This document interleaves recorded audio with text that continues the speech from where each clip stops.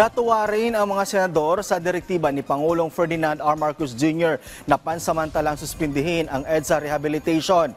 Para kay Senador J.V. Ejercito, sana'y unahin munang maging fully operational ang ilang mass transportation system na ginagawa pa lang sa ngayon. Ang kailangan umano ngayon ay ilatag ang mga release at hindi muna ang pagsasaayos ng mga kalsada.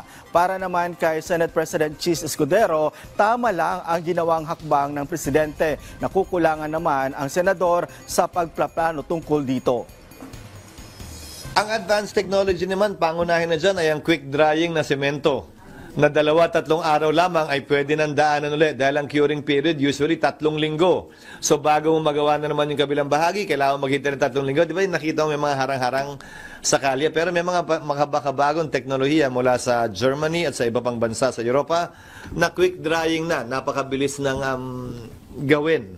Hindi pa siguro kasama din yung teknolohiya kaugnay sa pag-repair ng tulay na maaaring maging mas mabilis na rin gamit ang modernong teknolohiya.